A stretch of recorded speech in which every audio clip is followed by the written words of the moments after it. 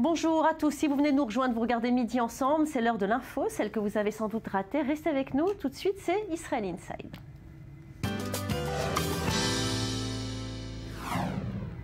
Fin d'année mouvementée pour les petits Israéliens, c'est déjà les grandes vacances, les parents se mettent en grève. La pomme de discorde, le nombre d'élèves par classe qui culmine à 40. Les parents se mobilisent pour dire non et menacent la prochaine rentrée des classes. Le reportage tout de suite de Lise Barenboim. La fin de l'année scolaire ne se déroule pas sans encombre en Israël. Les parents de quelques 70 villes à travers le pays ont gardé leurs enfants du primaire à la maison et organisé des manifestations devant les écoles. La conséquence d'une protestation qui couve depuis longtemps contre le surpeuplement des classes. Des manifestations ont eu lieu à Herzliya, Holon et d'autres devraient suivre à Ramat HaSharon, Jérusalem, Ramat Gan, Tel Aviv et Rehovot. Sous le nom de protestation des sardines, les parents exigent que le ministère de l'Éducation s'engage à maintenir des classes de 32 élèves au maximum et se plaignent d'une surpopulation dans certaines écoles accueillant jusqu'à 40 élèves par classe. Dans notre classe, nous sommes 39 élèves, dans une classe pleine. Les filles parlent tout le temps, les garçons aussi, on n'entend rien, on n'entend pas le professeur, c'est très difficile. Le professeur ne peut pas toujours donner les conseils qu'il faut parce qu'elle doit s'occuper de 38 autres élèves. Nous avons beaucoup plus de devoirs parce que le professeur ne peut pas tout nous enseigner en classe. Je dois faire beaucoup d'efforts à la maison et tout comprendre par moi-même. La grève a eu lieu à Jérusalem, à Tel Aviv, à Haïfa, à Beersheva et dans plusieurs autres localités. Yitzhak Menachem, chef du comité des parents de Guédéra au centre d'Israël, a accusé les responsables éducatifs de tromper les parents en refusant d'appliquer les réformes promises. Malgré l'arrivée des vacances d'été, les parents ont menacé de poursuivre la grève jusqu'à la fin de l'année scolaire et de contrecarrer l'ouverture de la prochaine année si leurs demandes ne sont pas satisfaites. L'ancien ministre de l'Éducation est inquiet. Aujourd'hui, dans un monde, on ne parle pas de la taille des classes. C'est un sujet des années 80. Aujourd'hui, on parle du ratio professeur-élève. Peut-être que 2 professeurs pour une classe, c'est la solution, mais ça prendra des années. Construire des classes plus grandes prendra 10 ans et coûtera 8 milliards de shekels. Le ministre de l'Éducation actuel, Naftali Bennett, a déclaré que la question est à l'ordre du jour, mais que sa résolution prendrait du temps. Le comité ministériel de législation votera le soutien d'un projet de loi imposant un maximum de 32 élèves par salle de classe. La proposition a déjà été émise à la Knesset 9 fois auparavant, mais n'est jamais passée. Et on commence tout de suite avec la charmante Lise Barenboim.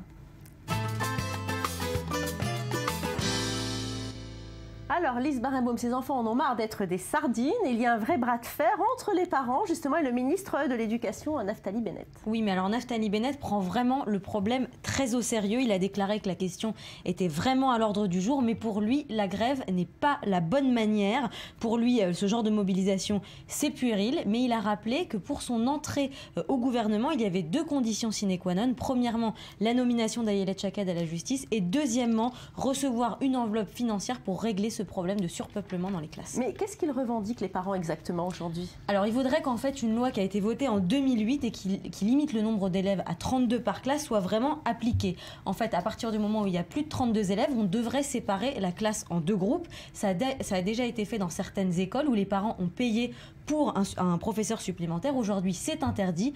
Donc, les parents demandent qu'un stagiaire vienne aider le professeur. Ils demandent aussi des heures de classe supplémentaires en petits groupes pour combler les lacunes. Et ils demandent également que plus de salles de classe soient construites. Et j'ai le plaisir d'accueillir le non moins charmant Maurice Fergan. Maurice Fergan, bonjour. Oui, ma charmante Valérie. Alors, est-ce que c'est vraiment un problème de nombre d'enfants par classe? Non, on va remettre les choses en perspective, si vous voulez bien. Si on prend les statistiques de l'OCDE, la moyenne nationale en Israël, c'est près de 29 enfants par classe. La moyenne totale de l'OCDE, c'est 21. Alors, effectivement, nous sommes bien au-dessus de la moyenne des pays occidentaux. Et seuls le Chili et la Chine ont des classes beaucoup plus surpeuplées. Mais il faut dire que, finalement, ce n'est pas un problème national. national, ce surpeuplement des classes, c'est un problème local. Les classes, nous sommes à une moyenne, je vous l'ai dit, de 29. Il y a des classes qui sont à 40. C'est surtout dans le centre du pays, à Tel Aviv, Haïfa, Jérusalem, dans les grandes cités. Mais il y a des classes où il n'y a pas 15 élèves. Il y a même des endroits, des localités en Israël où on n'arrive pas à remplir des classes et il faut aller chercher des élèves très loin. Alors pourquoi cette manifestation? Pourquoi ces revendications? Parce que c'est vrai que dans le centre du pays, et notamment à Tel Aviv, il y a des classes qui sont surpeuplées parce que la demande est beaucoup plus forte et donc les classes sont surpeuplées. La solution, ce serait quoi? Écoutez, la solution, ce n'est pas un problème. Selon les études, toutes les études montrent que le problème, ce n'est pas le nombre d'élèves par classe. Le problème, c'est le statut des enseignants. Il faut dire qu'en Israël, si on prend encore ces statistiques de l'OCDE, l'investissement par enfant est le plus bas que la moyenne des pays de l'OCDE. Nous n'en sommes qu'à 65% de la moyenne. Le salaire des profs est remis en question. Il est trop bas, il est trop faible. Et surtout, le nombre d'heures d'enseignement en Israël est un des plus bas des pays de l'OCDE. Donc, il faudrait faire un effort sur le salaire des professeurs et le nombre d'heures d'éducation plutôt que de réduire le nombre d'enfants par classe. Et encore une fois, c'est un problème du centre du pays. Merci Maurice Fergan. On va passer à un tout autre sujet. On va parler mode. Elle s'appelle Anaëlle Lévy. Elle est créatrice de mode. Sa marque de haute couture est l'un des fleurons de l'industrie de la mode israélienne. Elle habille aussi bien les mariés que les actrices qui montent les marches à Cannes. Tulle, taffetas, satin, Samuel Calvo a tout vu et vous raconte sa rencontre avec cette créatrice d'exception. Regardez. En 1994, oui, on a fait notre alia avec mes parents, j'avais 12 ans. Et donc on s'est installé en Israël et j'ai suivi mon parcours normal de jeune fille, étudiante et tout, comme une Israélienne. Le bac, tout. Et après, au moment où j'ai fini mon service civique, il fallait commencer des études. À la base, je voulais apprendre le dessin parce que ce que j'aime réellement, c'est le dessin. Depuis que je suis toute petite, je dessine. Et bon, je voulais aussi dessiner, chanter, danser, parce que je viens d'une famille assez douée, on va dire. Mon oncle, c'est le chanteur Daniel Lévy. Donc lui, il voulait plutôt, enfin, les gens qui le connaissent voulaient plutôt que je me lance dans la chanson, mes parents non. Et donc, ils étaient vraiment pour que j'étudie la mode, pour exprimer ce don du dessin, mais dans un vrai métier. J'ai ouvert mon petit atelier en 2013. C'est là que j'ai compris qu'il n'y a pas de code, il n'y a pas de loi. Je fais des robes comme j'aime. Depuis que j'ai mon petit atelier, ouais, je travaille beaucoup avec les actrices et les mannequins et les blogueurs. J'ai une blogueur de mode qui s'appelle Corinne Abraham. Son blog s'appelle Yassalam, qui a porté là maintenant aussi 2 robes à moi au Festival de Cannes. Et une autre, une blogueur française qui s'appelle Megan, portait une robe rouge à moi sur le tapis rouge. Pour les robes de mariée, les robes du soir, je fais ça sans trop réfléchir. C'est une vraie passion parce que ça vient du dessin, c'est très sensuel. Chez moi, tout passe par les mains. Les robes en soie, beaucoup de tissu, entièrement à la main. Là, c'est fait sur la mannequin. Après, on a ce genre de robes qui sont plutôt Charleston, ok, avec les franges et tout. Ça, on peut le faire en n'importe quelle couleur. Je vois et après, au fur et à mesure, je travaille. C'est pas du tout un travail de calcul mathématique, non. C'est une fois qu'on a créé que là, il y a le calcul qui vient, oui. C'est vrai que pour créer des modèles aussi compliqués, après, il faut s'asseoir avec les filles là-bas. Et là, il y a beaucoup de mathématiques. Et il y a beaucoup de... C'est de l'architecture, on va dire. Je pense pas seulement en Israël, dans n'importe où au monde. Je pense que c'est un métier qui est très intensif, qui demande énormément de... Il faut être tout le temps là, 24 heures sur 24. Même quand j'ai fini le travail, je suis au restaurant avec mon mari. J'ai une idée, je suis là, vite, donnez-moi un petit papier, donnez-moi une serviette, un stylo, vite, j'ai une superbe idée. C'est un métier qui est tout le temps, tous les sens, ils sont tout le temps éveillés. Donc on peut pas... C'est pas un métier où on a fini de travailler, par exemple, à 8 h du soir, on passe une carte et ça y est, on a fini et on passe à autre chose. C'est très difficile parce que ça demande aux yeux et à l'esprit d'être tout le temps en éveil. Et on retrouve maintenant Samuel Calvo. Donc on vient de le voir, c'est de la haute couture, mais quel budget faut-il prévoir pour une petite merveille? Samuel. Alors, il faut savoir quand même que ce sont des modèles de robes de très grande qualité. Donc on voit qu'il y a un soin apporté au détail qui est très important. Donc pour une robe de mariée, il faut compter aux alentours de 12 000 shekels, soit 3 000 €. Et pour une robe de soirée... À acheter ou à louer? Non, c'est à louer seulement. Parce que je sais qu'ici en Israël, on loue énormément. On loue énormément, mais à chaque fois, ils retravaillent sur la silhouette de la personne. Donc ils retouchent et ils refont la robe en quelque sorte. 3 000 €, c'est un prix qui est normal pour une robe de mariée. Alors que c'est une robe qui est juste absolument magnifique. Elle est toute pailletée, toute brodée. Et pour une robe de soirée, il faut compter 8 000 shekels, donc 2 000 €. Pour une soirée. Pour une soirée. Lise, quel est le parcours des créateurs de mode ici en Israël? Alors certains partent étudier à l'étranger, par exemple à New York dans la Parsons School of Design qui est très prestigieuse, et certains autres restent en Israël parce qu'il y a 2 grandes écoles de mode en Israël, Shenkar à Ramat Gan près de Tel Aviv, et puis l'Académie Betzalel qui fait partie de l'université hébraïque de Jérusalem. Alors ceux qui ont le plus de succès en général, ils s'installent dans le nord de Tel Aviv, rue Dizengoff, ou dans le sud, dans le quartier de Jaffa, et ils cherchent rapidement à exporter, mais pour exporter, les Israéliens ont besoin d'un distributeur étranger. Et parfois ça marche très bien. La marque israélienne qui s'exporte le mieux, c'est la marque de maillot de bain Gotex, qui a été fondée en 1956, qui est le premier importateur de maillots de bain aux États-Unis. Quelles sont les autres marques israéliennes qui ont le plus de succès? Alors il y en a beaucoup. Il y a par exemple Ronen Shen qui a commencé dans les années 90 avec un style très simple et qui a des magasins aujourd'hui partout dans le monde.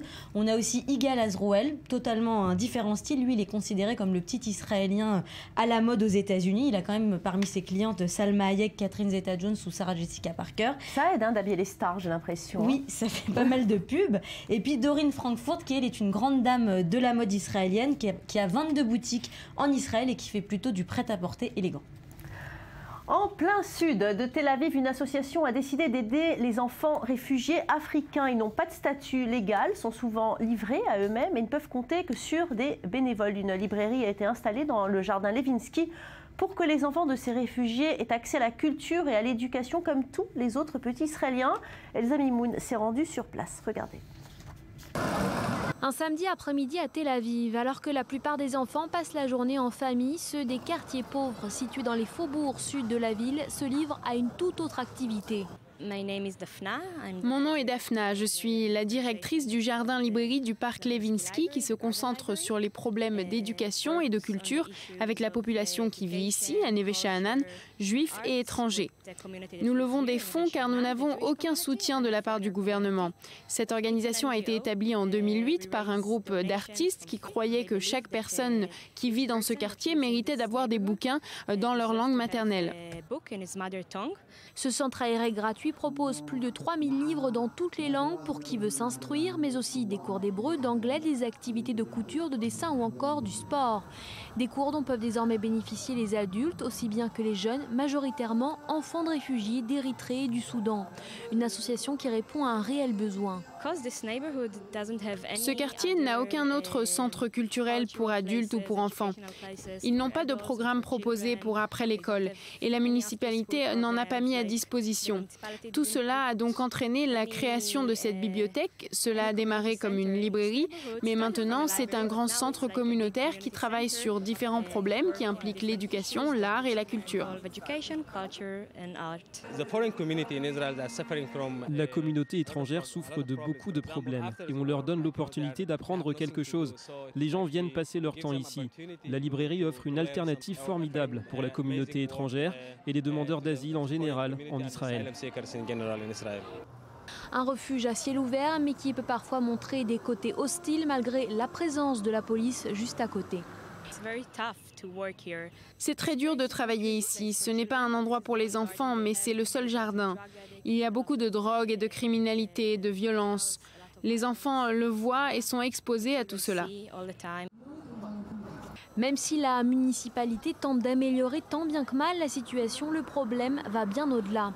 Accueillis en Israël, les réfugiés ne bénéficient d'aucun statut et la plupart n'ont pas pu obtenir de visa de travail. Logeant très régulièrement dans des conditions rudimentaires, des dizaines de milliers d'entre eux vivent sans encadrement ni soins. Je pense que nous avons une nouvelle génération d'enfants de demandeurs d'asile. Ils sont là, peu importe la finalité. Pendant ce temps, on a besoin de prendre en charge leur éducation. Nous essayons de leur donner un endroit où ils peuvent se rencontrer et leur faire faire des choses normales, comme tous les autres petits Israéliens. Face à cette situation, les autorités israéliennes évoquent des raisons sécuritaires et craignent également que l'octroi d'un statut quelconque ne crée un précédent pour les réfugiés palestiniens. En attendant, de très nombreux volontaires comme ceux-là s'activent et se dévouent pour pallier cette impasse et pourvoir à leurs besoins, avec comme leitmotiv la conviction que la culture et l'éducation restent des droits fondamentaux. Maurice, est-ce que le gouvernement peut faire quelque chose pour régler ce problème? C'est extrêmement difficile. Je voudrais par exemple mettre l'accent sur ce qu'on appelait les entrepôts d'enfants. Ce sont ces jardins d'enfants pour enfants de réfugiés jusqu'à 3 ans. On compte 3500 enfants jusqu'à 3 ans de réfugiés en Israël. 2650 vivent à Tel Aviv. Alors comme il y a après 5 cas de décès dans ces entrepôts d'enfants surpeuplés, le gouvernement a décidé d'allouer un budget de 14 millions de shekels à la municipalité de Tel Aviv pour régler le problème. La question, c'est qu'il faut définir des critères. Il faut embaucher des assistantes et là c'est déjà un gros problème, sans compter le fait qu'une partie des décès ont été dus à des maladies qui n'avaient pas été identifiées à l'avance et d'où le problème finalement des soins sociaux. Merci beaucoup à vous tous. Israel Insight, c'est fini pour aujourd'hui. Restez avec nous tout de suite. Un nouveau point sur l'actualité avec Elsa Mimoun.